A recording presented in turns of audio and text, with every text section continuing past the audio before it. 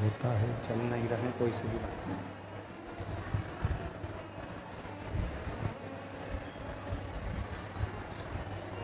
कल कथा में वर्णन किया था कि जो श्वासों में रमण कर रहे हैं वही शिव है।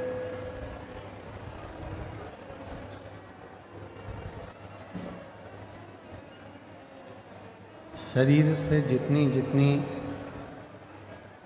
21,600 श्वास जो रोज निकल रही है, वो 21,600 श्वास में जो श्वास के रूप में प्रतिदिन निकल रही है, आ रहे और जा रहे हैं, वो शिव है, वो शंकर है।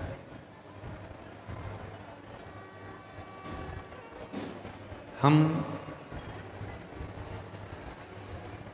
भगवान देवाधिदेव महादेव को ढूंढने के लिए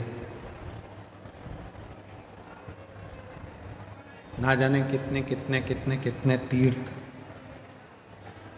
कितने कितने धाम जाते हैं और उनको ढूंढने का प्रयास करते हैं।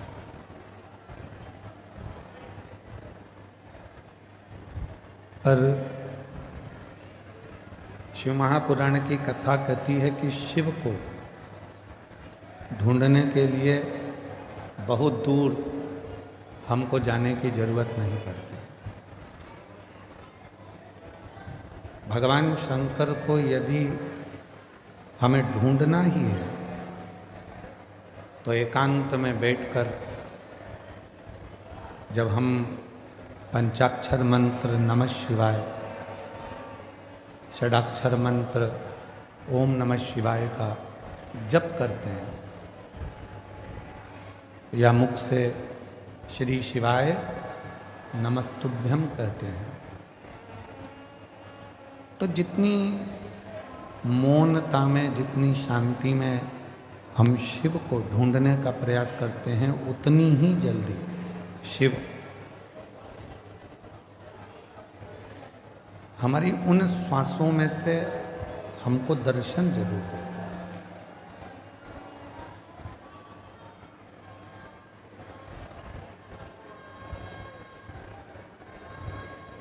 हम दूसरे को बोलते हैं कि ध्यान से पढ़ना,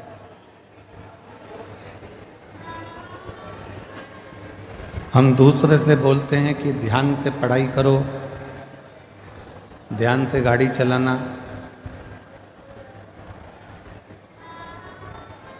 ध्यान से काम करना। और ऐसा नहीं है कि केवल एक या दो ही लोग ऐसा बोलते हैं, बहुत सारे लोग।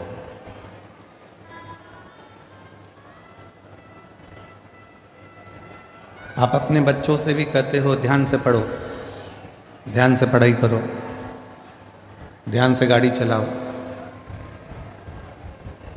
ध्यान से काम करो।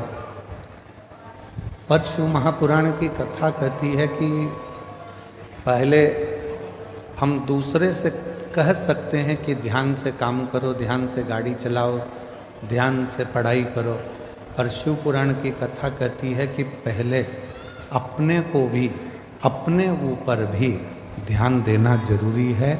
कहीं हम अपने पथ से तो नहीं भटक रहे, कहीं हम अपने पथ से तो नहीं भटक रहे।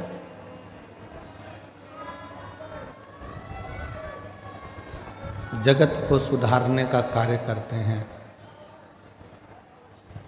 और मालूम पड़े कि हम अपने ही पथ से भटक जाएं तो वो श्रेष्ठ नहीं।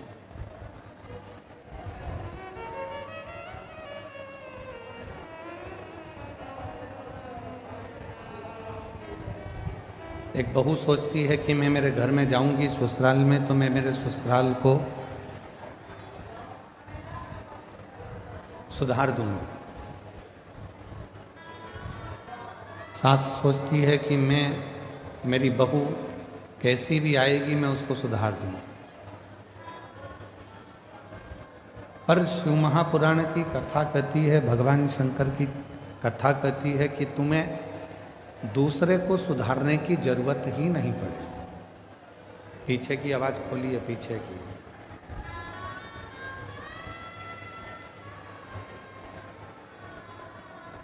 शिव महापुराण की कथा कहती है कि आपको दूसरे को सुधारने की जरूरत ही नहीं पड़े। जरूरत है हमें अपने आप को सुधारने की।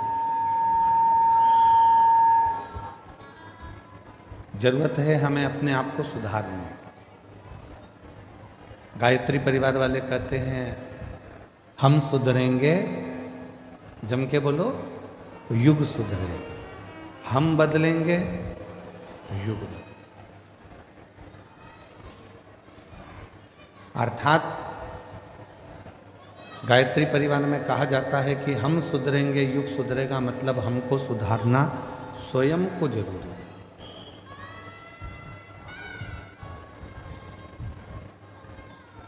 कई माताएं अपने अपनी बहुओं से कहती हैं कि शिव जी के मंदिर जाया करो, शंकर जी के मंदिर जाया करो। कोई बेटे से कहती हैं बेटा मंदिर जाया करो। कोई पति से कहती हैं कि आप मंदिर जाया करो। पर मेरा निवेदन इस व्यासपीठ से शिव महापुराण की कथा के माध्यम से है कि पहले हम दूसरे को मंदिर जाने का कहते हैं तो सबसे पहले अपने आप को भी मंदिर जाना प्रारंभ करना पड़ेगा। और जिस दिन हमने स्वयं मंदिर जाना प्रारंभ कर दिया, हमने जिस दिन स्वयं मंदिर में एक लोटा जल चढ़ाना शिव जी को प्रारंभ कर दिया, उस दिन धीरे धीरे धीरे धीरे हमारे घर के बच्चे, हमारे घर की बहुएं, हमारे घर के बेटे अपने आप उसी पथ पर चलने लगे।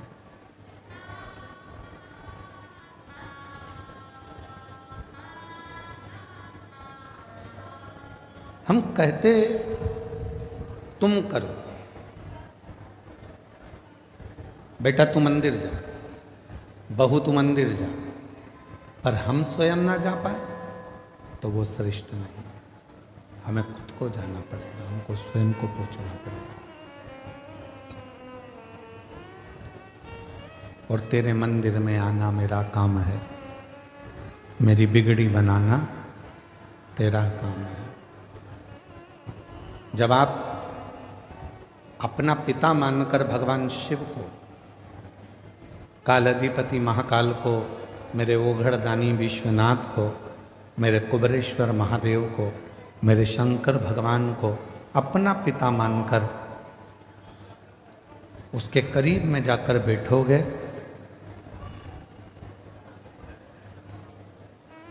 तो निश्चित है वो आपके मन की बात को सुनेगा। किसी ने कहा कि भगवान की क्या पत्थर की मूर्ति भी व्यक्ति की बातों को सुनती है?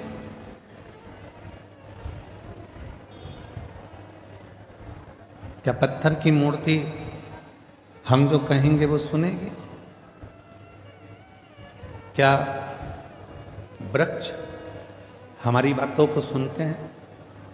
क्या पशु पक्षी हमारी बातों को सुनते हैं? क्यों नहीं? एक घर की स्त्री, घर की नारी जब तुलसी जी में जल चढ़ाती है और प्रसन्न चित्त होकर जल चढ़ाती है तो तुलसी के पत्ते भी प्रसन्नता का भाव दर्शाते हैं। पीपल के वृक्ष में भी आप अगर प्रसन्न होकर जल चढ़ाते हो तो पीपल का वृक्ष भी प्रसन्नता देता। बट वृक्ष में आप प्रसन्न होकर जल चढ़ाते हो तो बट वृक्ष भी प्रसन्नता का भाव देता। बेलपत्री का छोटा सा पौधा है, उसमें आप प्रसन्न होकर जल चढ़ाइए तो वह बेलपत्र भी प्रसन्नता का भाव देता।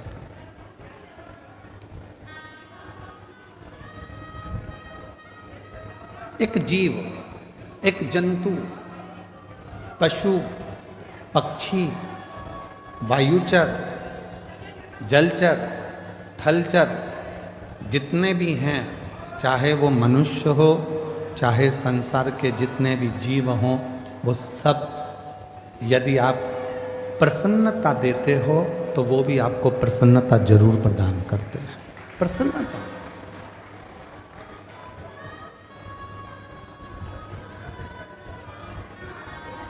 शिव महापुराण की कथा तो पहले भी एक बार कहा था, यदि किसी की तबीयत खराब है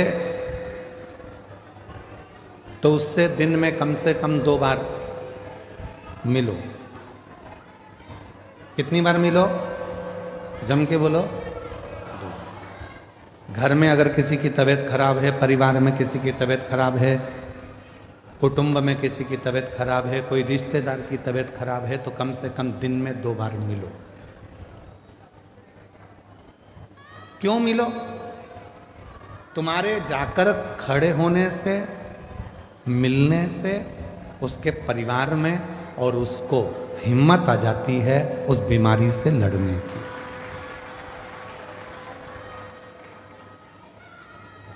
किसी की तबीयत खराब है तो दिन में जम के बोलो 2 बार मिलो।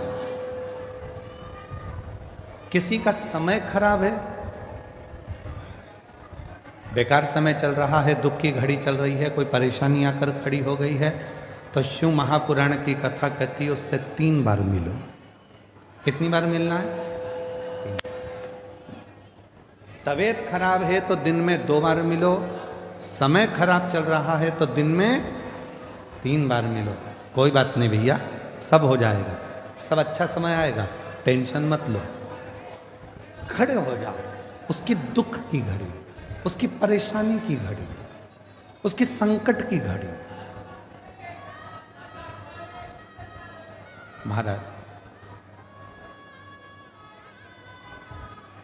किसी की तबीयत खराब है तो दिन में 2 बार मिलो, किसी का समय खराब है तो दिन में 3 बार मिलो, और किसी की नीयत खराब है तो उसे सपने में भी मत मिलो। मान लो उसकी नीयत खराब है तो स्वप्न में भी उसको मत देखना, स्वप्न में भी उससे बात मत करो, मिलो ही मत। स्वास्थ्य खराब है, थोड़ा देर जाके मिल। आप लोगों से निवेदन है, आपके घर में बुजुर्ग माँ बाप रहते हैं, बूढ़े बूढ़े व्यक्ति रहते हैं, बेटों को फुर्सत नहीं है काम धंधे से, बहुओं को फुर्सत नहीं है अपने रसोई घर से और कार्य से, पर थोड़ा सा समय निकाल कर 2 बार कम से कम अपने बुजुर्ग माँ बाप से बात करा कर। माँ कैसी हो, पापा कैसे हो, भाई कैसे हो, बहन कैसी हो, 2 बार। समय खराब चल रहा है, दुख की घड़ी है, परेशानी की घड़ी है, कष्ट की घड़ी है, कोई समस्या बहुत ज़्यादा पड़ी हुई है, कोई बहुत दुख की घड़ी में, समस्याओं की घड़ी में लोग घिरे पड़े हुए हैं, कोई समस्याओं की घड़ी में लोग घिरे हुए हैं, तो उस समय पर, उस घड़ी में, उस पल में, उस समय में, उस समस्या की घड़ी में कम से कम उसको 3 बार जाकर मिलना चाहिए। 3 बार।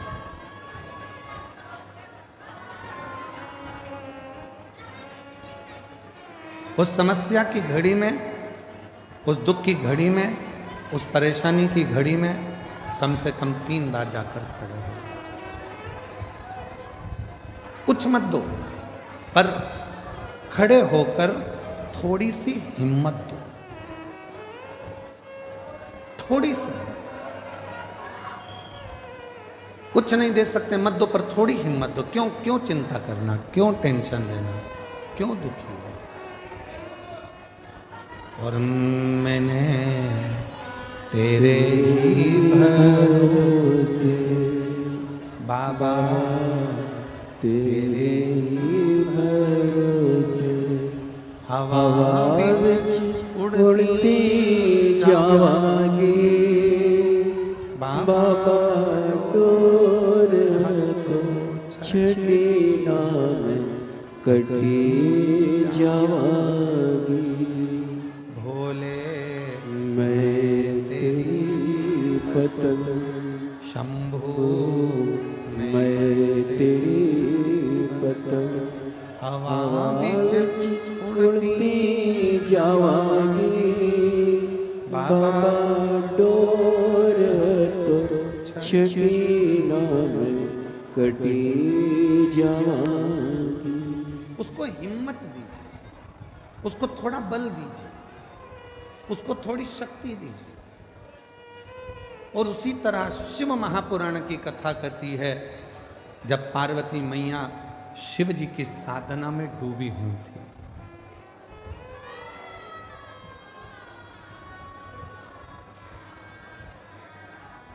जब भगवान शंकर की साधना में पार्वती मैया डूबी हुई, तब करते करते करते करते बहुत वर्ष निकल गए, तो भी शिव प्रकट नहीं हुए।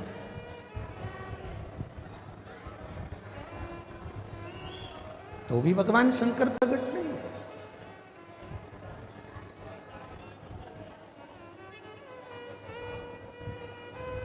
शिव प्रकट नहीं हुए।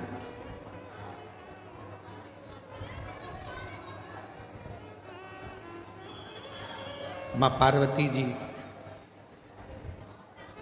थोड़ी सी हिम्मत हार गई। कब? जब उन्होंने सूखे पत्तों का सेवन किया, नासिका के एक ही छिद्र से श्वास लेती हैं और इसी छिद्र से श्वास छोड़ देती हैं। तब थोड़ी सी हिम्मत मां जगतजननी जगदम्बा मां पार्वती जी हारी। कई माताएं व्रत करती हैं, साधना करती हैं, उपास करती हैं, नियम ले लेती हैं, कोई व्रत धारण कर लेती हैं और उनको लगता है कि मैं व्रत कर रही हूं। जब आप लोग हिम्मत हारने लगते हो तो जिसका तुम व्रत कर रहे हो, जिसकी तुम साधना कर रहे हो, जिसका तुम तप कर रहे हो, वो देवता तुम्हें हिम्मत देने के लिए तुम्हारे मन के अंदर आकर विराजमान हो जाता है। तब वो आता है।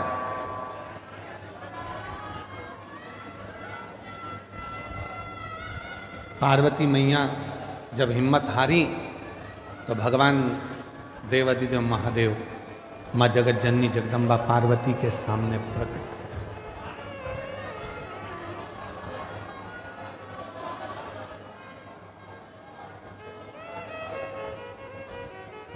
और शंभु शरणे पड़ी मांगू घड़ी रे घड़ी दुख काटो दया करे ने दर्शन आपो शंभु शरणे पड़ी मांगू घड़ी रे घड़ी दुख काटो दया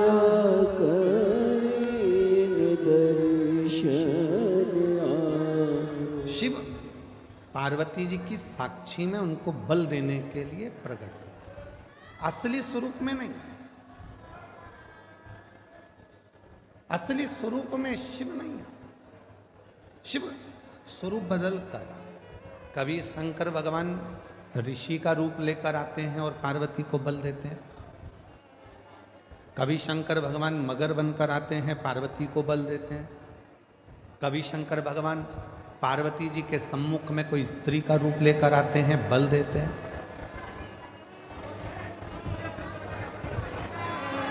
आप में से कई माताएं कहती हैं, कई जीजी कहती हैं, कई जीजा कहते हैं, कई बेटियां कहती हैं, कई बेटा कहते हैं, कई बुजुर्ग माँ बाप कहते हैं कि हम जब हिम्मत हारते हैं तो भगवान हमको हिम्मत देने क्यों नहीं आता।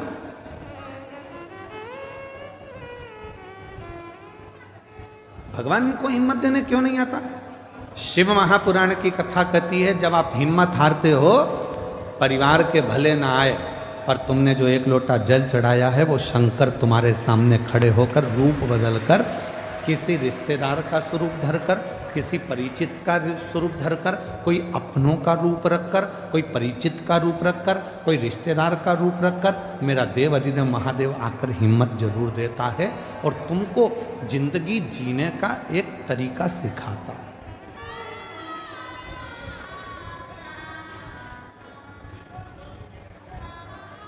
ऐसा नहीं कि संसार में जो जन्मे हैं उनको मौका नहीं मिलता, सबको देता।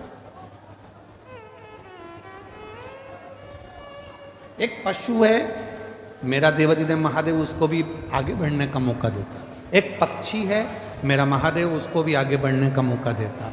एक जीव जंतु है, मेरा महादेव उसको भी आगे बढ़ने का मौका देता। और एक सांसारिक मनुष्य है, उसको भी आगे बढ़ने का मौका मेरा देवाधिदेव महादेव देता। ऐसा नहीं है कि मेरे शिव जी मौका नहीं देते।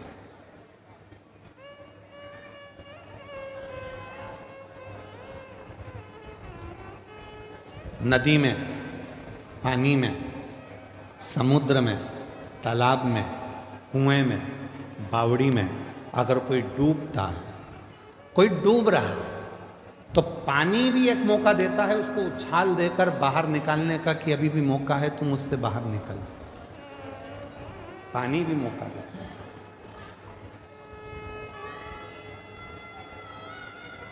वो परमात्मा हर जगह मौका देने के लिए तैयार बैठा है। संसार के बेटा बेटी कहते हैं, नवयुवक बच्चे कहते हैं, हम पढ़ पढ़ के थक गए, एग्जाम दे दे कर थक गए, हम कंपटीशन एग्जाम में बैठ बैठ कर थक गए, पर हमारा सिलेक्शन ही नहीं हो रहा।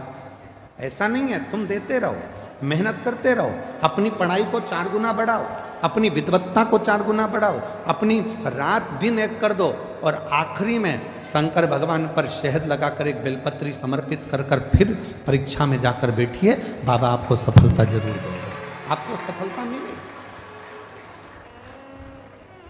ऐसा कोई संसार में जन्मा नहीं जिसको परमात्मा ने आगे बढ़ने के लिए मौका नहीं दिया। उड़ने का मौका तो परमात्मा देते ही हैं। और अगर आप लोगों ने देखा हो, हम तो बड़ौदा में नहीं रहते, हम गुजरात में नहीं रहते, हम तो मध्य प्रदेश में रहते हैं, पर हमने वहाँ देखा है। आप लोगों ने यहाँ पर देखा है कि नहीं देखा मालूम नहीं। बारिश में एक होती है चींटी, एक होता है चीटा। बोलो बोलो, देखा है कि नहीं देखा? समय एक ऐसा आता है कि भगवान वो चींटी को भी पर दे देता है और चीटे को भी पर देता है कि उड़ ले, तू भी उन्नति की ओर बढ़ ले, तू भी आ। अब जरा विचार करिएगा कि वो परमात्मा जब चींटी को पर दे सकता है, वो परमात्मा जब चीटे को पर दे सकता है, पर उस चीटे और चींटी में भी कोई कोई चींटी चीटे ऐसे रहते हैं, पर मिलने के बाद भी वो उड़ते ही नहीं हैं, वो आगे बढ़ते ही नहीं हैं। संसार में ऐसे लोग भी हैं कि उनको मौका मिलता है तो भी उस मौके का वो फायदा ना उठाकर वहीं की वहीं पड़े रहते हैं और आगे बढ़ नहीं। उसने चींटी को भी पर दिया, उसने चीटे को भी पर दिया कि तू बढ़ ले, आगे बढ़ ले। ये 7 दिन की शिव महापुराण की कथा हो रही है। आज कथा का 6ठा दिन है, आज कथा की शिवरात्रि है। कल कथा सुबह 8 बजे से 11 बजे तक ये बड़ौदा नगर के इस ग्राउंड में हो जाएगी। टीवी पर वही 2 बजे से 5 बजे तक आ जाएगी।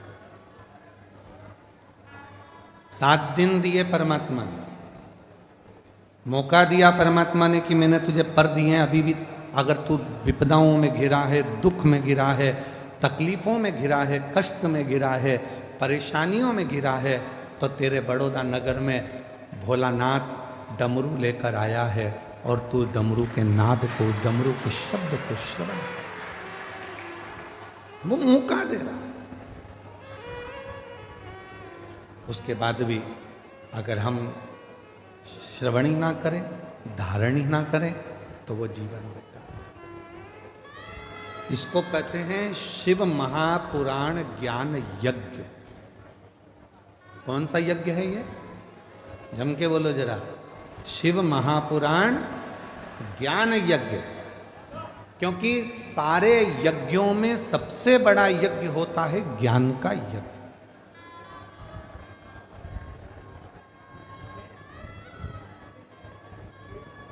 भजन संध्या कराई,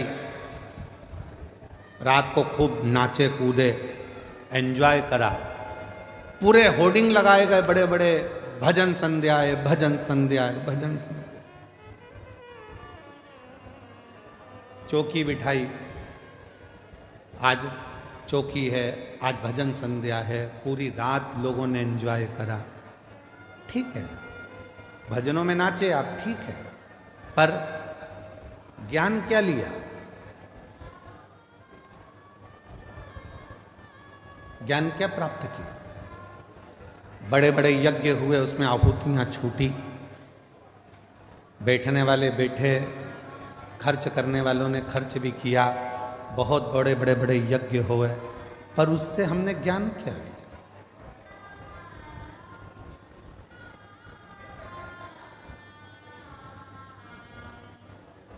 इसको शिव महापुराण ज्ञान यज्ञ कहते हैं। तो कहा गुरुजी अगर ये यज्ञ है तो यहां कुंडी कहां है? हवन की कुंडी कहां है? तो शिव महापुराण कहती है जितनी मुंडी उतनी कुंडी।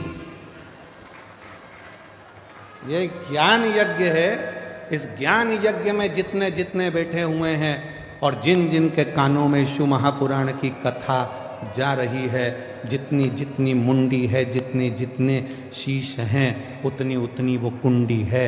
ये ज्ञान उसकी बुद्धि में, उसके श्रवण शक्ति में जा रहा है, वो नेत्रों से दर्शन कर रहा है, हृदय में उतार रहा है, और एक ना एक दिन जो उसने ज्ञान लिया है उसकी जिंदगी में अगर उसने उतार लिया तो वो संकट से बचेगा, और एक दिन मेरा भोले बाबा उसकी झोली खुशियों से भरेगा। ये वो यज्ञ है।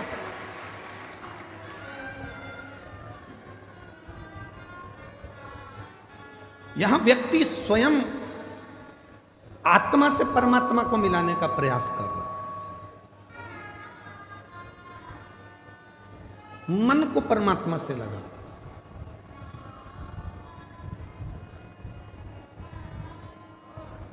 कभी किसी महाराज जी ने अपने प्रवचन में नहीं कहा कि शरीर को परमात्मा से लगाओ। कभी किसी महाराज जी ने, बड़े बड़े संत साधु ने भी अपने अपने प्रवचन में नहीं कहा कि इस तन को परमात्मा से लगाओ।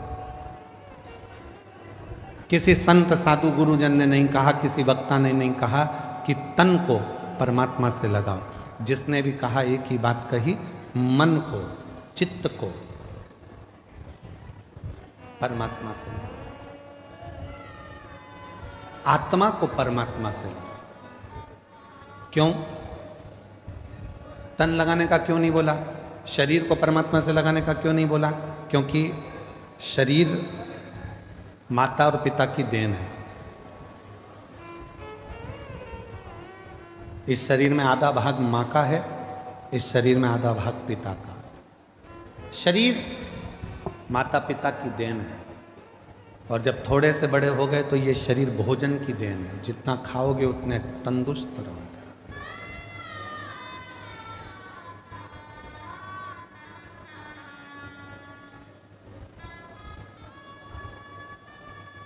घर, जमीन, जायदाद, पैसा, धेला, शरीर, ये सब दूसरों की देन है, दूसरों। पर उस देव अधिदेव महादेव मेरे शंकर भगवान की देन क्या है? शिव जी ने आपको क्या देकर भेजा था? तो कहा शंकर भगवान ने हमको ये आत्मा, ये मन, ये चित्त देकर भेजा। इसीलिए बड़े बड़े वक्ता हो, चाहे छोटे छोटे कथा वक्ता हो, चाहे कोई संत हो, साधु हो, सन्यासी हो, तपस्वी हो, साधक हो, वो आपसे कहते हैं अपनी आत्मा को परमात्मा में लगाओ, मन को परमात्मा में लगाओ, तन को नहीं, शरीर को नहीं, मन लगाने की बात करते हैं। क्यों? क्योंकि जैसे बच्चा घूम जाता है, माँ के पास आता है तो माँ उससे गले लग जाती है, उसी तरह ये आत्मा, ये मन जब संसार में भटक जाता है और जब हम एकांत में बैठकर शिव को भजते हैं, तब वो परमात्मा इस आत्मा को संभाल लेता है और हमें उन्नति के मार्ग पर ले जाकर छोड़ देता है। हम मन नहीं लगा पा रहे।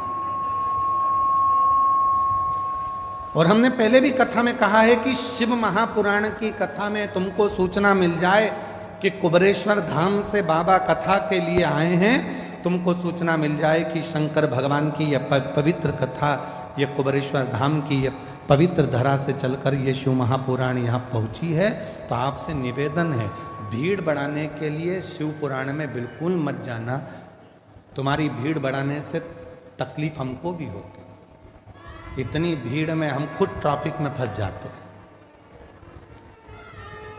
भीड़ बढ़ाने के लिए कथा में मत जाओ। कथा में अगर आए हो शिव महापुराण की तो भाव को बढ़ाओ। कितना भाव बढ़ा सकते हो, तुम्हारे भीतर कितनी परमात्मा की प्राप्ति कर सकते हो। मालूम पड़े तुम आ तो गए हो, मन लग नहीं रहा, बार बार उठकर जाना है, बाजू वाले को देखना है, उधर से आवाज़ आई तो उधर देखो, उधर से आवाज़ आई तो उधर देखो, है। और आधी टेंशन अपनी गाड़ी कहाँ रख कर आए हैं, तीसरा टेंशन बैग रखी थी कहाँ चले गया, चौथा टेंशन मेरी चप्पल पे कोई बैठ गया, पांचवा टेंशन वो मेरे को लेकर आए थे मेरे पति कहाँ चले गए, छठा टेंशन किससे झगड़ा करूं, किससे झगड़ा करूं। तो क्या मतलब का कथा में आने से? समय बर्बाद करने के लिए कथा में बिल्कुल मत आए हो। आज कथा की शिवरात्रि है,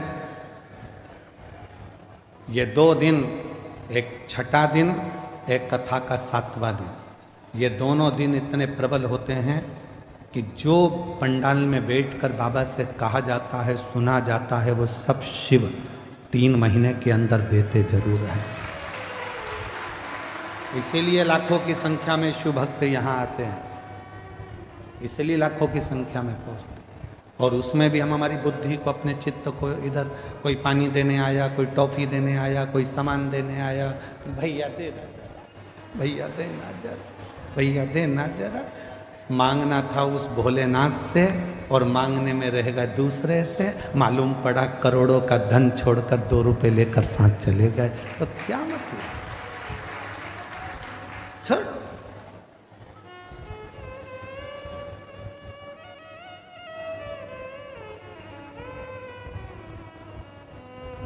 सात दिन की कथा में जितनी चिल्ला चोट नहीं होती उतनी पीछे के 2 दिन में होती है। क्यों? क्योंकि भगवान भी चाहता है अगर अच्छे से कथा सुन लेगी तो मुझे देना पड़ेगा, इसलिए इसको थोड़ा थोड़ा डिस्टर्ब करो, इसको थोड़ा परेशान करो। ये कथा नहीं सुन पाए, कथा नहीं सुन पाएगी तो मुझे देना नहीं पड़ेगा, इसका मन नहीं लगेगा तो मुझे देना नहीं पड़ेगा, मन लग गया तो फिर तो मुझे देना पड़ेगा। इसलिए 2 दिन तुम्हें समझदारी रखना है। चिल्लाने वाले चिल्लाएंगे, तुम्हें समझदारी रखना है। कोई तुम्हारे पास से बार बार उठ के जाए तो सिर पे पल्लू लेके पांव पड़ ले, तेरे हाथ जोड़ो, बैठ नीचे बैठ।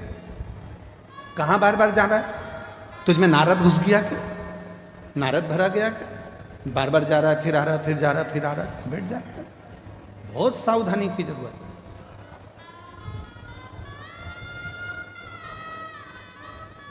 पता नहीं वो तो माघ के महीने में बड़ौदा वालों पर भगवान शंकर की क्या कृपा होना है, इसलिए यीशु महापुराण की कथा हो गई, वो पता नहीं, पर हो गई है, प्राप्त हो रही है, उसको ग्रहण कर लो। जितना ले सकते हो ले लो, जितना बटोर सकते हो बटोर लो। पूरे कथा के बीच में बाबा से अपने मन की बात का स्मरण करते रहो, बीच बीच में उसको याद करते हुए तुम्हारे चित्त को, आनंद को उस परमात्मा से जोड़ते रहो। लगना चाहिए कि तुम्हारी रोमावली, हाथ की पाँव की रोमावली तुम्हारी खड़ी हो रही है, वो परमात्मा तुमको मिल रहा, वो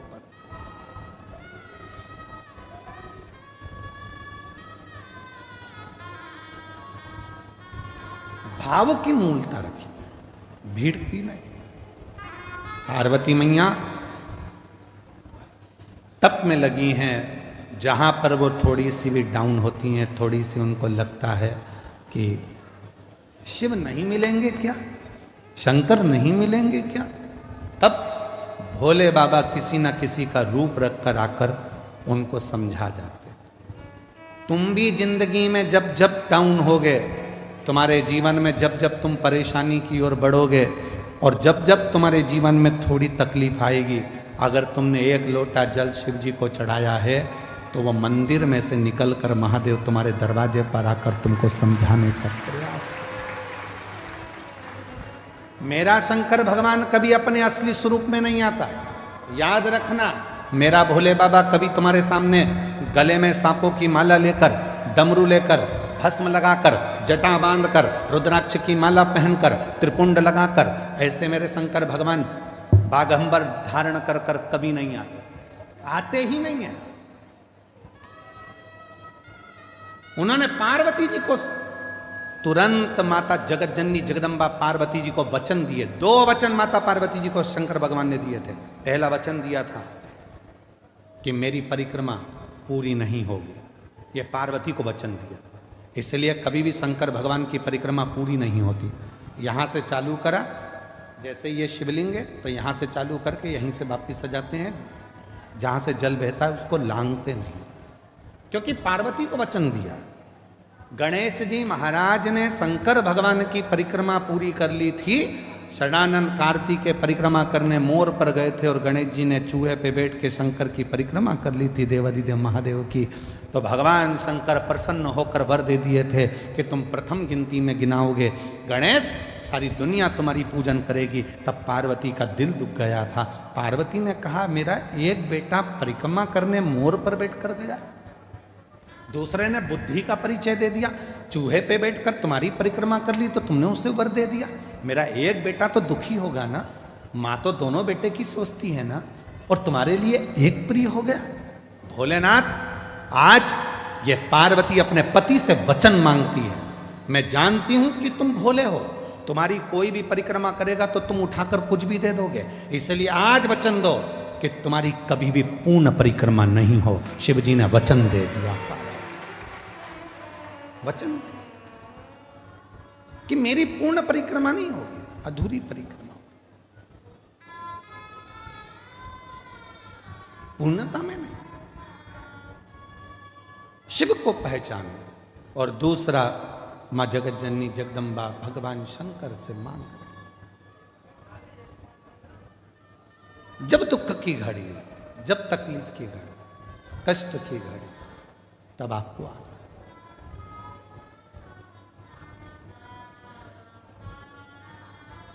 इस रूप में नहीं।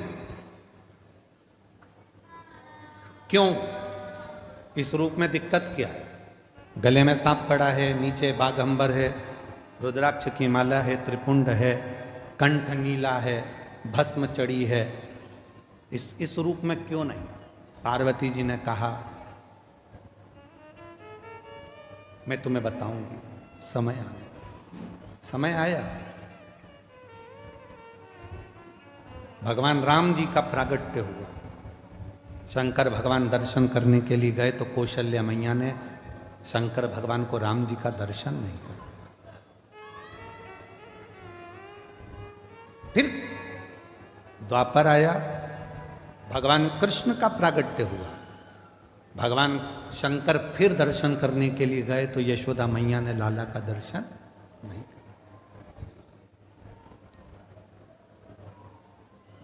वो आप लोग एक लाइन गुनगुनाते, श्री कृष्ण के दर्शन करने चले सदा शिव गोकुल में, गली गली में शोर मचावे चले सदा शिव गोकुल में।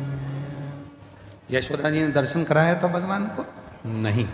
बाबा तुम्हारे गले में सर्प है, मेरा बच्चा डर जाएगा। बाबा तुम्हारा वेश बड़ा विचित्र है, इसको देखकर मेरा बच्चा डर जाएगा। ना राम जी का दर्शन कौशल्या जी कराती हैं, ना कृष्ण भगवान का दर्शन यशोदा जी कराती हैं। तो माता पार्वती जी ने वचन मांग लिया कि आज के बाद तुम्हारा भक्त अगर तुमको बुलाए तो इस रूप में मत जाना, कोई रूप बदल कर, उसी के परिवार का रूप रखकर, उसी के कुटुंब का रूप रखकर, उसी का अपना कोई रूप रखकर तुम चले जाना। क्यों? तुम्हारा ये स्वरूप अगर कोई देखेगा तो वो आपको कलिकाल में, कलयुग में, अगर बड़ौदा की गली में तुम जिस बंगले में रहते हो और बंगले के बाहर आकर शंकर भगवान बेल बजाएं और बेल बजा के और अच्छा बढ़िया जोरदार, माता दरवाजा खोल, इतने में तो माता कुत्ते को छू कर दे। बोलो बोलो, सही है कि गलत है? बड़ी बड़ी वीआईपी कॉलोनी में आप लोग रहते हो, बड़ी वीआईपी गाड़ी में आप लोग घूमते हो, जरा विचार करिए। चौराहे पर अगर कोई मांगने वाला आ जाए ना तो तुम्हारी गाड़ी का कांच तुरंत चढ़ा लेते हो ऊपर, वो थपथपा रही है। अब जरा विचार करिए, कितनी विचारणीय बातें हैं। तुमने गाड़ी का कांच चढ़ा लिया,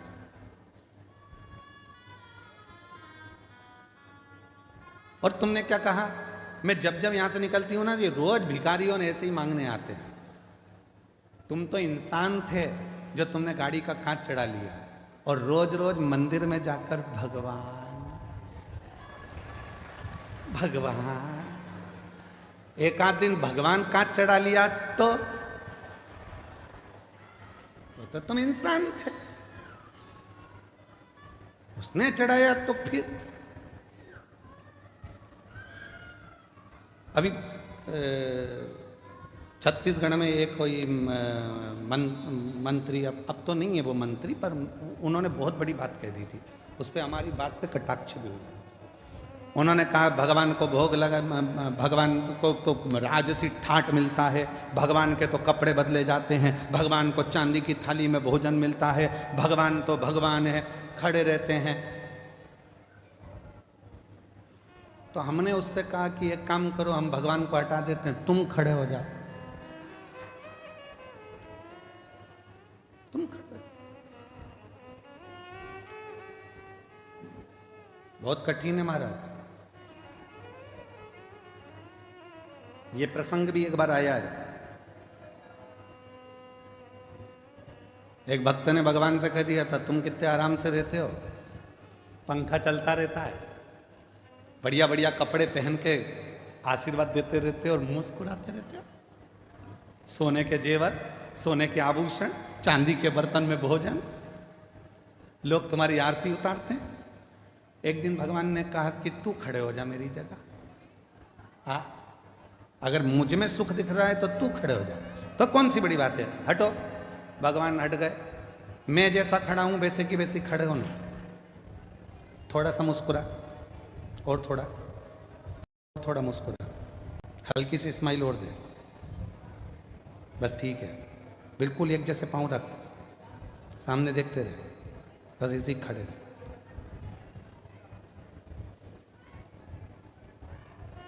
अब इतने में से नीचे से चींटा चढ़ गया, चींटा। भगवान खड़े थे पास में, हिल मत जाना, ऐसे ही खड़े रहे, मुस्कुरा। अरे काय का मुस्कुराऊं, काट रहा है। भगवान बोले हम भी तो मुस्कुराते, मुस्कुरा। फिर एक आई, भगवान मेरी बहू को छोड़ा दे देना। ये पीछे से बोला इतनी बेकार है, इसको तो कुछ मत देना। भगवान बोले चुपचाप खड़े रहे।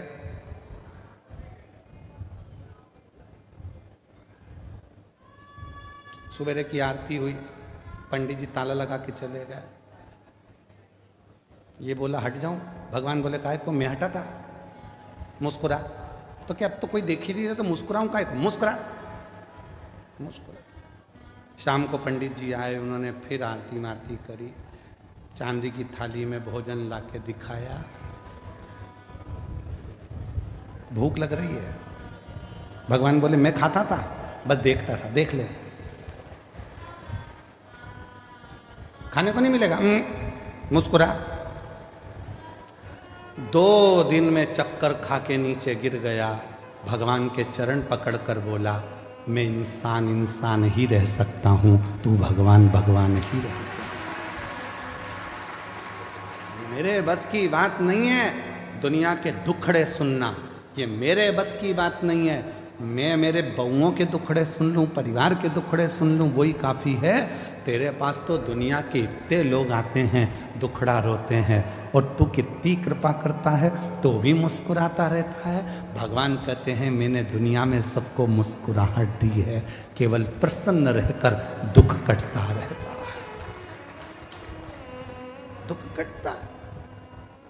और शिवजी ने पार्वती जी को भी यह प्रसंग सुनाया। एक बार तुमरुका जी आए और तुमरुका जी ने आकर कहा कि ब्रह्मा जी को सृष्टि की रचना का भार आपने दिया है। शंकर जी बोले हाँ।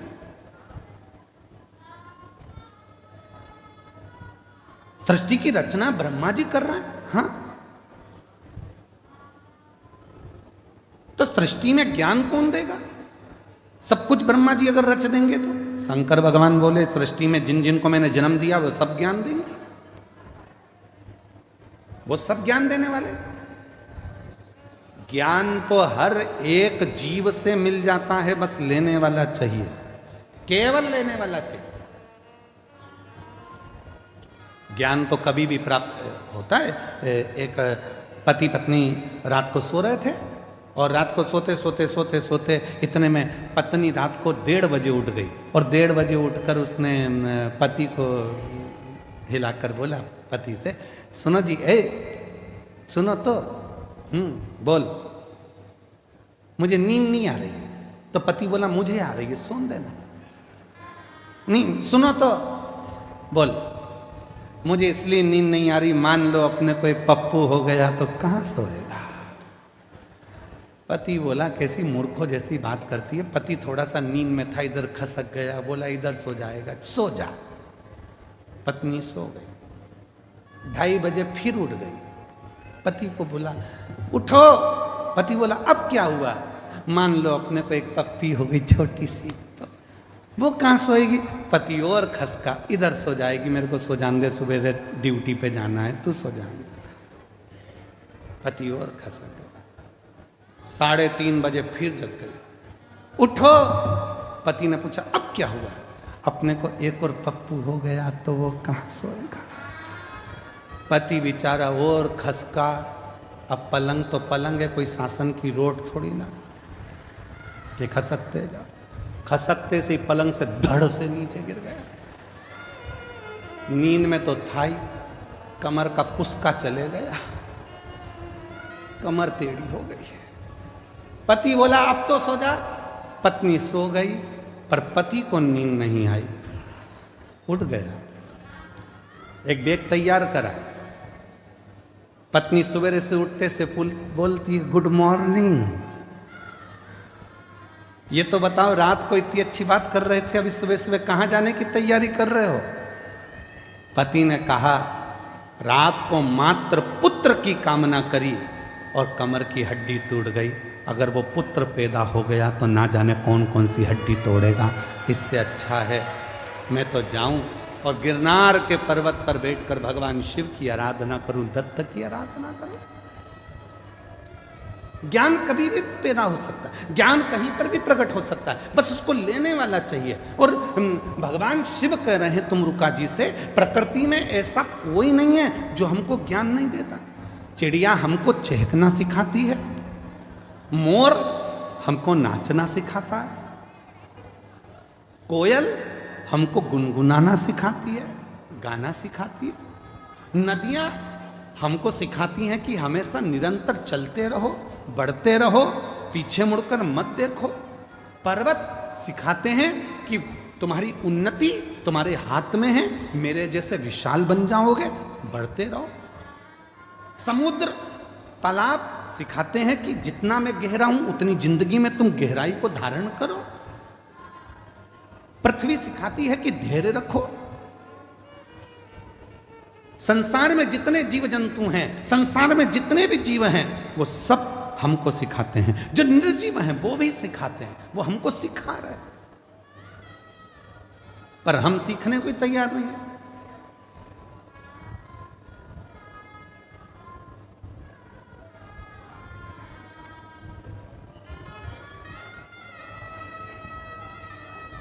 सास कहती है ये कल की आई हुई बहू की सुनूंगी मैं। सास के मुंह के शब्द रहते हैं कि कल की आई बहू की सुन के चलूंगी, उसकी सुनूंगी। बहू कहती है मैंने अपने बाप की नहीं सुनी तो तुम्हारी सुनूंगी।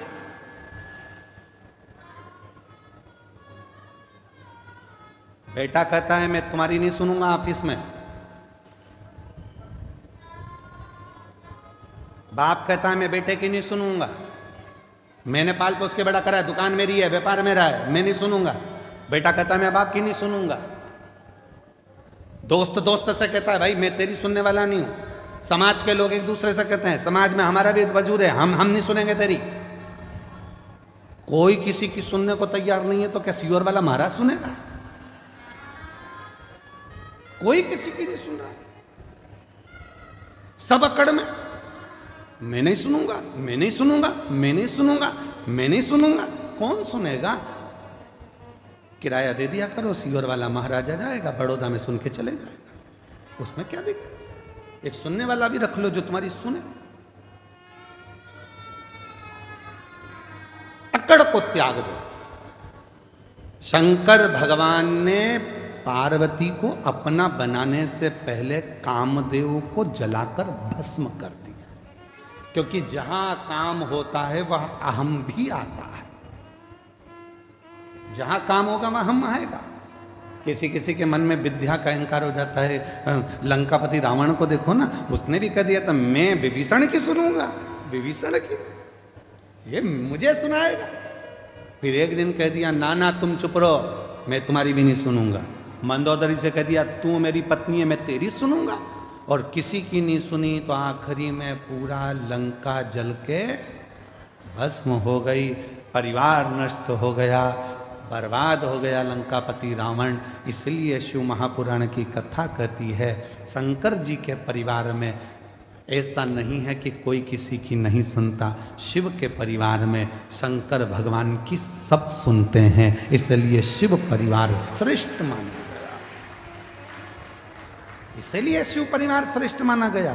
गणेश जी भी शंकर जी की सुन रहे हैं, पार्वती जी भी शंकर जी की सुन रही है, कार्तिकेय भी शंकर जी की सुन रहे हैं, सर्प भी सुन रहा है, मोर भी सुन रहा है, चूहा भी सुन रहा है, नंदी भी सुन रहा है, शेर भी सुन रहा है।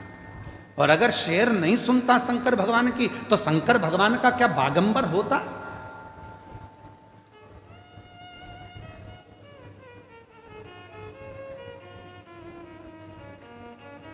शिव जी क्या बागंबर पहनते? ये तन पर भगवान शंकर के जो बागंबर आया, जिस बागंबर पर शिव जी बैठते हैं, शेर की खाल पर बैठते हैं, शेर की खाल बागंबर भगवान तन पर धारण करते। किसने किसने किसने दिया उनको? एक दिन पार्वती जी बोल दी भगवान शंकर से चौसर खेलना है। शिव जी ने कहा खेल लो, आओ चौसर खेलो। अब पत्नी है, धर्म पत्नी है,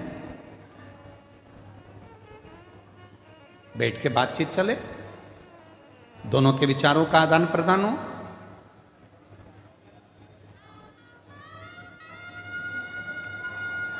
बहुत विचित्र समय है, पर हमको बड़ौदा में बहुत अच्छी चीज लगी है। जो हमको देखने को मिला उसमें हमको बड़ी प्रसन्नता लगी। बड़ौदा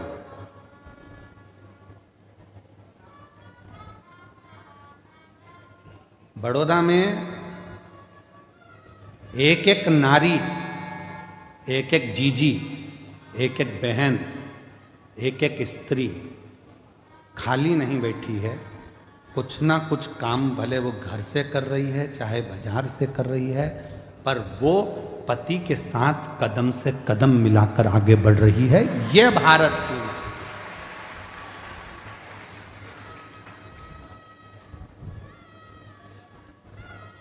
और पति कह दे कि मैं बड़ा, तुमसे बड़ी है वो।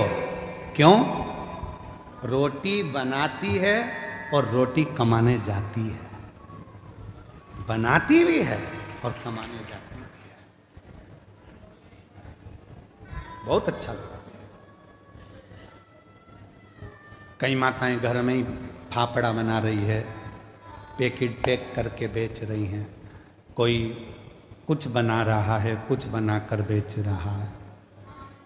अभी एक भैया जी आए थे, उनकी धर्म पत्नी वो गाय के गोबर के श्रृंगार कुछ गाय आदि बनाती हैं, गणेश जी बनाती हैं, वो बेच। सबका अपना अपना कर्म, प्रसन्नता है।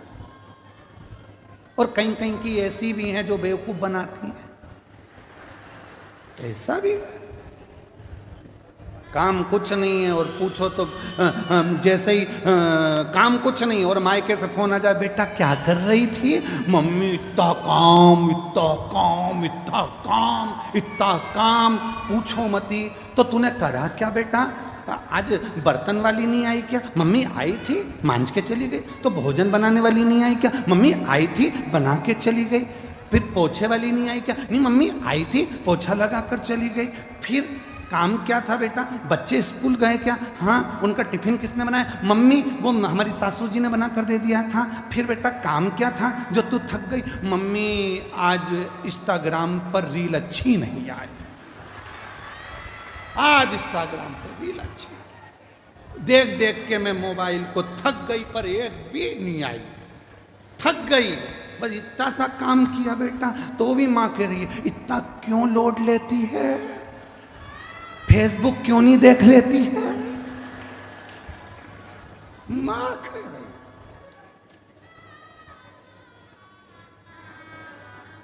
हे भगवान, देख तेरे संसार की हालत क्या हो गई भगवान।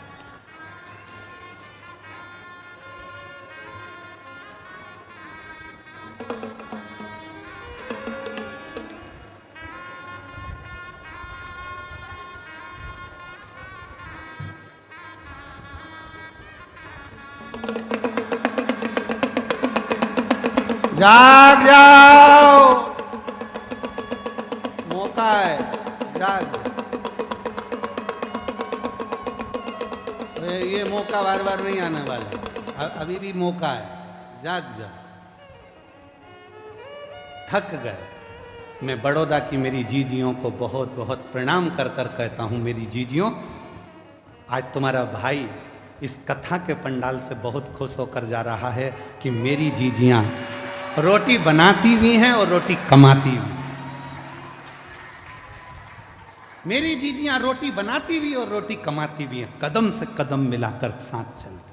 आज मेरी बड़ौदा की जीजियों को देखकर खुश हूं। आज लग रहा है कि मेरे जीजाओं का साला हूं। आज दमदारी है, प्रसन्नता है, आज अच्छा लग रहा है। अब तो तुम्हारी सास भी बुराई करेगी तो छाती तान के कह दूंगा मेरी बहन से मत बोल दियो। दमदारी है, उसने रोटी बनाती भी है और रोटी कमाती भी है। इसलिए मेरा निवेदन है कि कोई भी स्त्री को, कोई नारी को, और तुमसे क्या चाहती है, क्या चाहती है? केवल 2 शब्द सम्मान। जितना तुम अपने बेटे से कहती हो ना, बेटा बहुत भूखा होगा, प्यासा होगा, ऐसा बहू जब नौकरी कर कर आए ना, उससे भी कह दिया करो, बेटा आज तू थकी हुई दिख रही है, कोई टेंशन है क्या बेटा? उसको उसकी माँ की याद नहीं आएगी, सास ही माँ बन जाएगी तो उसकी जिंदगी खुश है। तुझे तकलीफ है क्या बेटा? मीठे 2 बोल चाहिए, मीठे तो, और कुछ नहीं। और मेरा बहुओं से भी निवेदन है, तुम्हारी सास को भी तुमसे ना धन, ना दौलत, ना संपदा, केवल उसको शुरू से उसको सम्मान मिला है।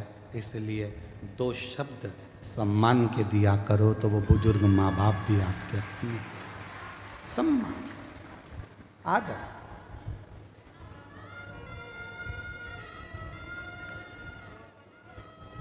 पार्वती मैया,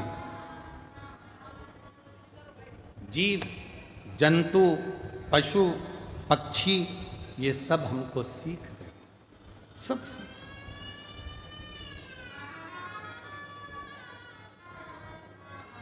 ऐसा कोई नहीं है जो हमें सीख ना दे, बस लेने वाला चाहिए कि हमको उससे कितना ग्रहण करना, हमने कितना प्राप्त करना, हम कितना लेना चाहिए। और जितना जितना आप उस आनंद के साथ उस जीव से सीखेंगे, सीखना चाहिए, ग्रहण करना चाहिए, रखना चाहिए, पर हम ले नहीं।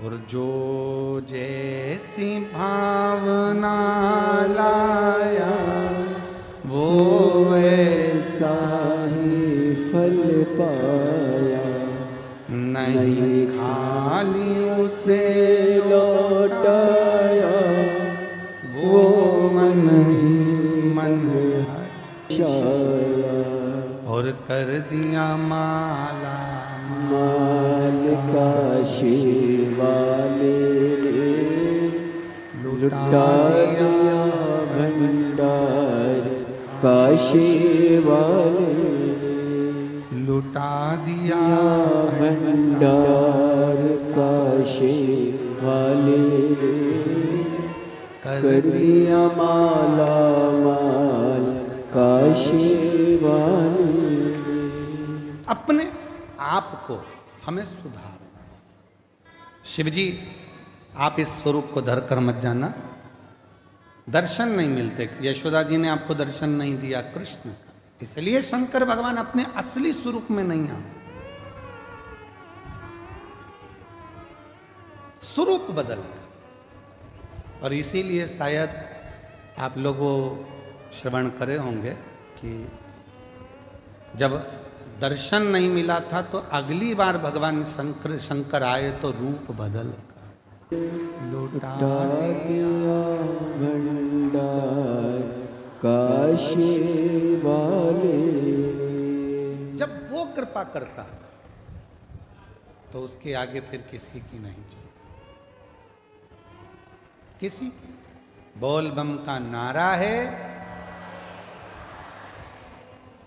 सारी समस्या का हल श्री शिवाय नमस्ते। वो कृपा कर सुख देता। शिव जी का स्वरूप देखा ऋषि पत्नियों ने, बड़े सुंदर थे, स्तुब्ध रह गई, खड़ी की खड़ी रह गई। पति ढूंढते ढूंढते आए और उन्होंने जो अपनी पत्नियों को लेकर गए, गुस्सा आ गया पतियों को। ऋषियों ने पहचाना नहीं भोलेनाथ जी कि ये शंकर भगवान। और ऋषियों ने एक विचार करा, ना जाने कौन पुरुष आया है और हमारी घर की स्त्रियां उसको देखकर उसकी ओर आसक्त हो रही। आया तो है पर वो जीवित ना बचे, उसके लिए कृत्य किया जाए। जिस मार्ग से वो निकल कर जाएगा उस मार्ग में एक खड्डा खोद दिया जाए।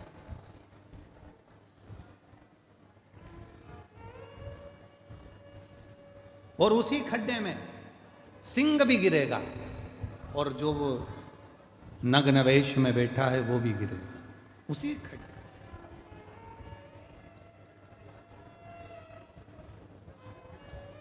भोले बाबा जा रहे थे, उनकी तो लीला थी, खड्डे में गिर गए। एक सिंह को अग्नि की मशाल के द्वारा ऋषियों लेकर आए और उस खड्डे में गिरा दिया। बाघ सिंह भी उस खड्डे में है और मेरा शिव भी उस खड्डे में है। बाघ तो खाने के लिए शिव जी की ओर जो आया, शंकर भगवान उसकी ओर देखकर मुस्कुरा दिए।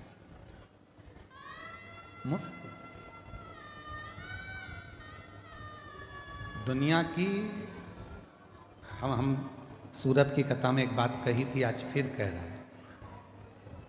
लड़ाई होती है ना तो जूता चलता है, चप्पल चलती है, डंडे चलते हैं, बंदूक की गोली चलती है, थप्पड़ चलते हैं, सब कुछ चलते हैं। पर एक बात याद रखना, ना बंदूक की गोली चले, ना डंडे चले, ना जूते चले, ना चप्पल चले, ना घूसा चले, ना थप्पड़ चले, अगर ये जीवान ना चले। जितनी भी लड़ाई होती है ये जीवान के कारण होती है। अगर जीवान ना चले तो ना डंडे चलेंगे, ना जूता चलेगा, ना चप्पल चलेगा, ना बंदूक की गोली चलेगी, ना कुछ चलेगा। बोलो बोलो, सही है कि गलत? जो कुछ भी चलता है वो जीवान से चलता है। जिभ्या चलना बंद हो तो कुछ नहीं चल रही। सिंह दिखा सामने, शिव जी मुस्कुरा दिए। शेर ने आक्रमण करा, शंकर भगवान ने उसको पछाड़ा। सिंह को जब मारने लगे तो शेर हाथ जोड़कर बोलता, मैं पशु हूं, मेरा स्वभाव है, जो मेरे सामने आएगा मैं उसको खाऊंगा। मैं सिंह हूं, मेरा स्वभाव है, जो मेरे सामने आएगा मैं उसको खाऊंगा। जैसे मेरा स्वभाव है आपको खाना, उसी तरह आपका भी तो स्वभाव है अपने भक्त को क्षमा कर देना।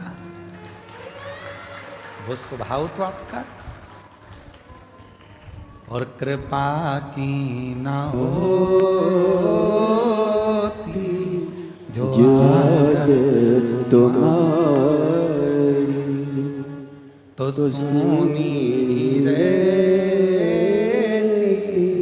अदालत तुम्हारी। गरीबों के दिल में जगह तुम न पाते, तो किस दिल में होती इबादत तुम्हारी। तो किस दिल में होती इबादत तुम्हारी। कृपा तुम्हारी ना होती। मैं सिंह हूं, पशु हूं, मेरा स्वभाव है खाना, मेरा स्वभाव है आक्रमण करना, पर आपका स्वभाव तो है क्षमा करना, दया करना, करुणा करना। आप करुणा करिए, दया करिए, क्षमा करिए।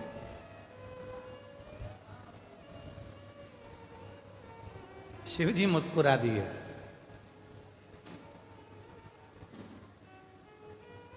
क्या चाहते हो? मैं मरूं आपके हाथ से, मैं आपका स्पर्श हो जाए तो मैं आपके साथ जिंदगी भर रहूं। मैं नहीं रह सकता तो मेरी खाल आपके तन पर डले। शिव जी ने उसी बाघ की खाल को तन पर पहन लिया। शिव का नाम बागेश्वर महादेव हो गया।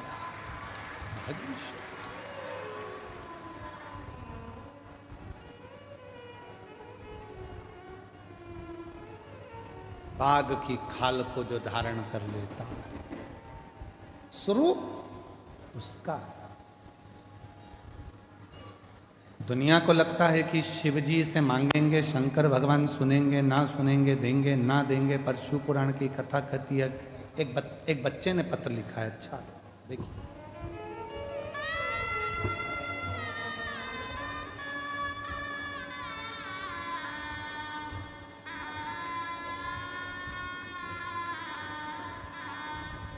उस बच्चे का पत्र मिले उससे पहले एक पत्र और है, अच्छा है। मैं अर्चना पंचाल, पति ललित पंचाल, कहीं बैठे हों अर्चना जी, ललित पंचाल, लोहारिया तहसील गढ़ी, जिला बांसवाड़ा, राजस्थान की निवासी हूँ। कहीं बैठी हों तो बेलपत्र लेने के लिए आ सकते। एक लोटे जल और भोले बाबा पर विश्वास का फल बताना चाहते हैं।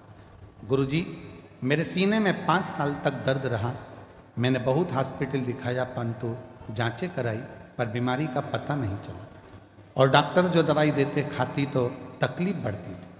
फिर 2025 में मैंने सीने की CT स्कैन कराई, तब पता चला कि फेफड़ों में अंदर की तरफ 2 गठाने 5-5 mm की है। तब मैं बहुत घबरा गई। गुरुजी, मेरे छोटे छोटे बच्चों का क्या होगा अगर मुझे कुछ हो गया, यही सोचकर मैं रोती थी। एक दिन मेरी माँ ने मुझे बोला, सीहोर वाला बाबा को कथा सुन। मैं रोज टीवी पर कथा सुनती। मैंने और मेरी माँ ने पशुपति व्रत किया। मेरे पति रोज मंदिर जाते और मंदिर की सफाई करते। रुद्राक्ष का जल शिवजी पर चढ़ाकर वहीं नंदी के पास बैठकर जल तथा बेलपत्र खाती। और कुछ महीनों के बाद मैंने डॉक्टर को फिर बताया। डॉक्टर ने कहा, जब आपकी गठाने नहीं हैं, मुझे अब दर्द भी नहीं होता, और मेरे फेफड़ों में जो गठान थी वो पूरी की पूरी गल गई। मैं बाबा को यहाँ प्रणाम करने के लिए आया हूँ। एक पत्र और है बड़ा सुंदर।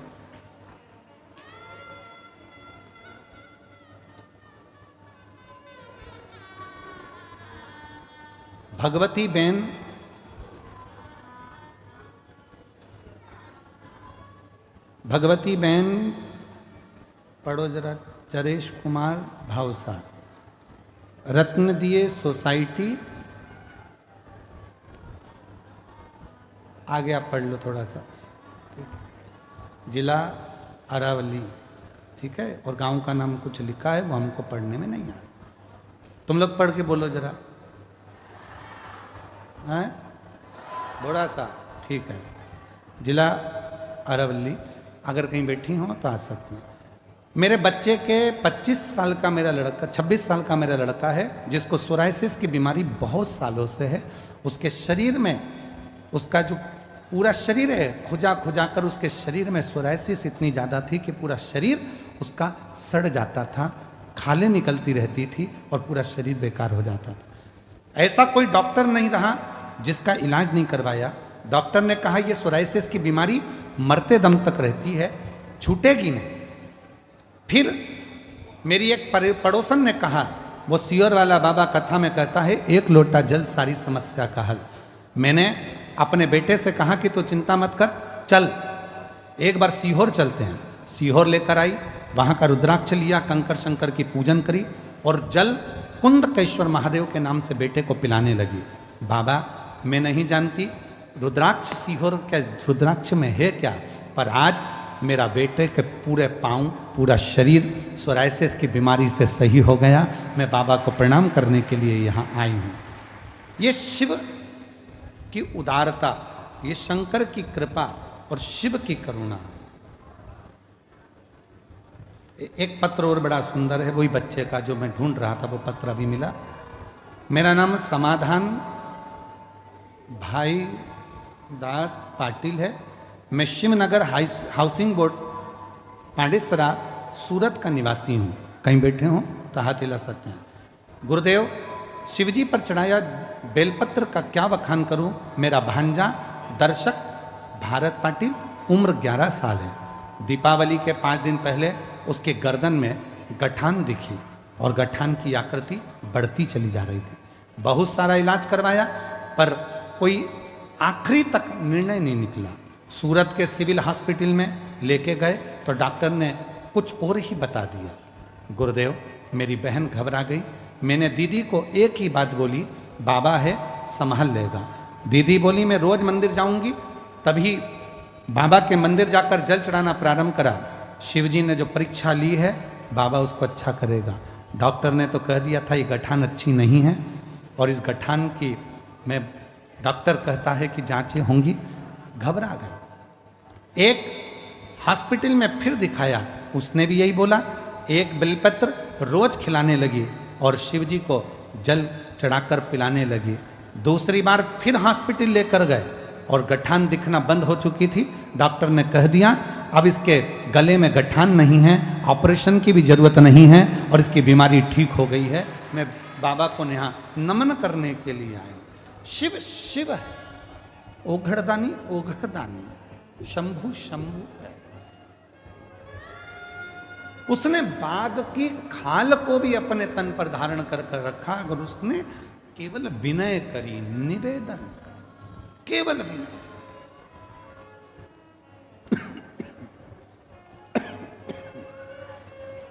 और एकानंद चतुरान पंचानंद भोले पंचानन राजे, हंसासन गरुड़ासन, हंसासन गरुड़ासन, वृषभान साजे। हर व्यक्ति फिर डिप्रेशन में चले गया। फिर वही बात है ना, आज के ज़माने में इंटरनेट है, सोफा सेट है, डाइंग सेट है, हाफ सेट है, फुल सेट है, बस आदमी अपसेट है। सब कुछ है पर व्यक्ति सेट ही नहीं होता। आ जाओ, ले आओ।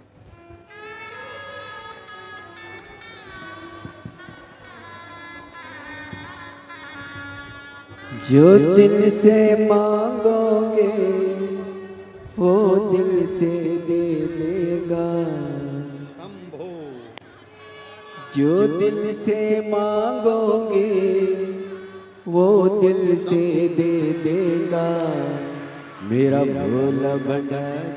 कई वर्षों के बाद बाबा कुंवर भंडारी के यहाँ जाई, 2 बार बाबा की कथा पंडाल में बैठी, पशुपति व्रत करे, सफ़ेद आंकड़े की जड़ का प्रयोग करा और बाबा की कृपा से ये 2 डमरू आए हैं।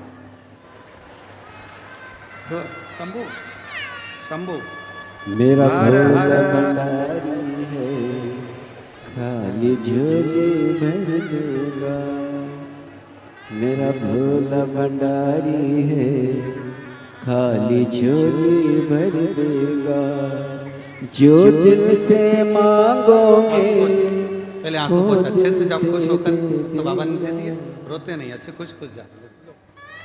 जो दिल से मांगोगे वो दिल से दे देगा। मेरा भोला भंडारी है, मेरा भोला भंडारी है, खाली झोली भर देगा। मेरा भोला भंडारी है, खाली झोली भर देगा। जोरदार ताली बजाएं। बाबा की कृपा से कई सालों के बाद खुशियां दी है और देता है तो छप्पर। आ जाओ आ जाओ आ जाओ।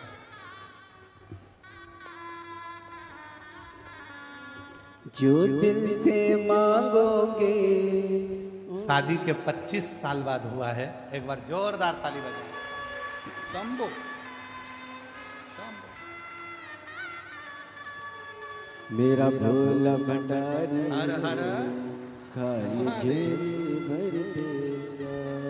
मेरा भोला भंडारी है, खाली झोली भर देगा।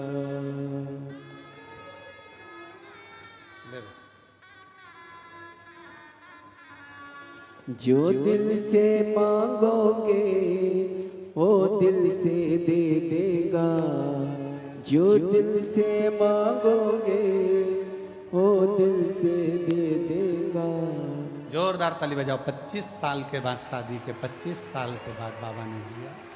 मेरा भोला भंडारी है, खाली झोली भर देगा। मेरा भोला भंडारी बस है। उसको दिल से पुकार लो और दिल से, हृदय से जब हम बोलते हैं,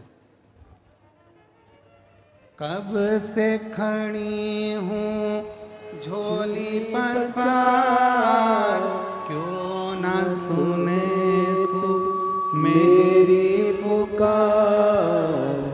हमारे यहाँ कुबेरेश्वर धाम पर आरती के बाद में प्रदोष काल में बाबा की ये स्तुति गाई जाती है, क्योंकि भक्त आते हैं बाबा के आगे झोली पसारने के लिए, और हम भी वहाँ रहते हैं तो बाबा के सामने झोली पसार कर मांगते हैं। आज कथा की शिवरात्रि है, आप करते हैं, आप सभी को साधुवाद, और खूब भाव से बाबा की सेवा अर्चना दिल से करें आनंद के साथ। पुनः आज कथा की 6ठे दिवस की विरामता और कल 7वें दिवस में प्रवेश। हर हर महादेव। मैं महात्मा जी से निवेदन करूंगा आप भी आरती में सम्मिलित हो। महंत जी। जय जय श्री राधे। सभी भक्तों को हर हर महादेव जय श्री कृष्णा श्री शिवाय नमस्तुभ्यम। व्यासपीठ को नमन करते हुए हम सबके प्रिय, हम सबके लाडले ठाकुर कल्लू जी महाराज के चरणों में नमन करते हुए, परम सत्य परम आदरणीय विश्वविख्यात पूज्य गुरुदेव के पावन चरणों को नमन करते हुए, और आप सभी शिव भक्तों के चरणों में नमन करते हुए सुंदर आज हम सभी ने 6वें दिवस की कथा श्रवण करी। कल विराम दिवस की कथा सुबह 8 बजे से 11 बजे तक हम सभी जुड़ेंगे, और इस कथा का प्रसारण सुबह दोपहर 2 बजे से 5 बजे तक हम सभी आस्था चैनल के माध्यम से YouTube फेसबुक के माध्यम से श्रवण कर सकते हैं। आरती का समय हो चुका है। आरती में श्री राज जी पंचाल संदेश पेपर से बड़े ही आदर और सम्मान से मंच पर पधारे। साथ में श्री गोपाल जी पंचाल लोक सत्ता पेपर से बड़े ही आदर और सम्मान से मंच पर पधारे। पीआई गुजर साहब बड़े ही आदर और सम्मान से मंच पर पधारे। आरती का आनंद हम सभी मिलकर लेंगे। जय जय श्री राधे, हर हर महादेव, श्री शिवाय नमस्तुभ्यं। जय शिव ओंकारा भोले भज शिव ओंकारा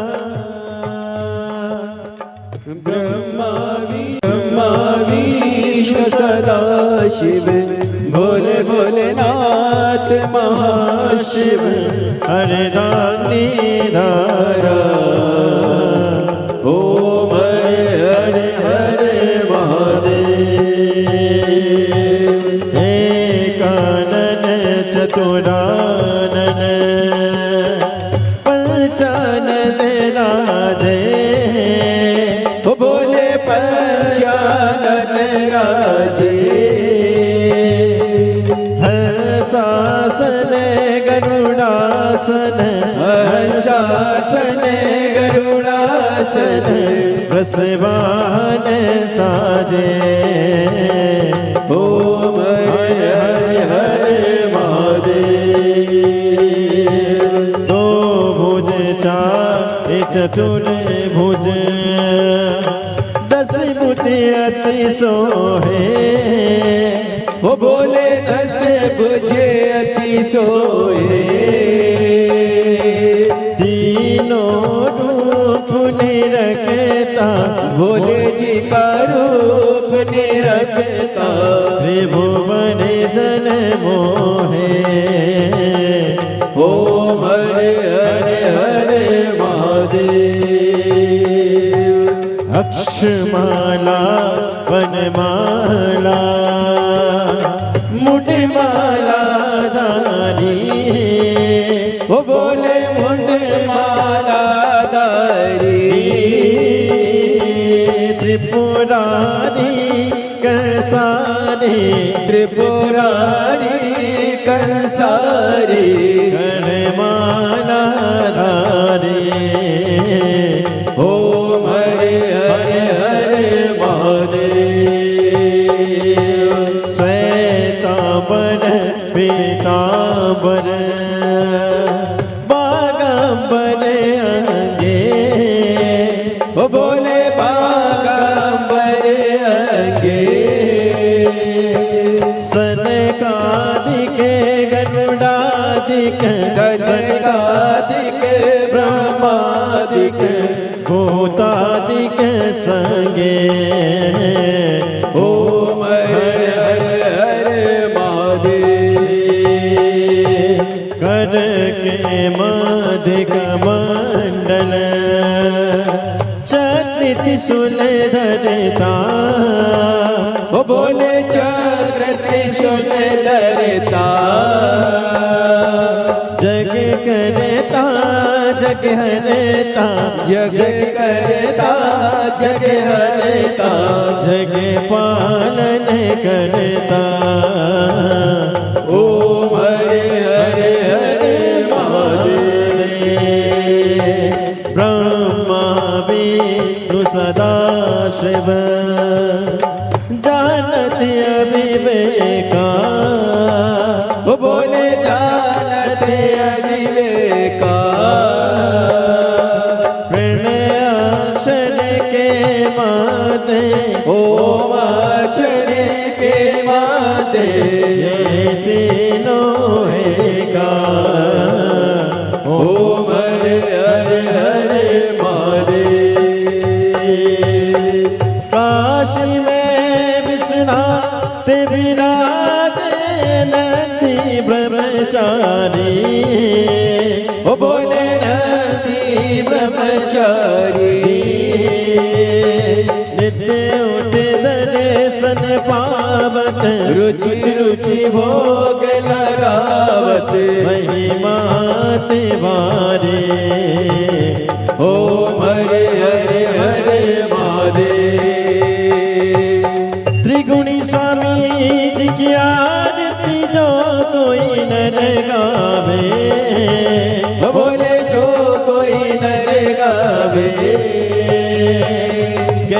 शिवानंद स्वामी जपत हरा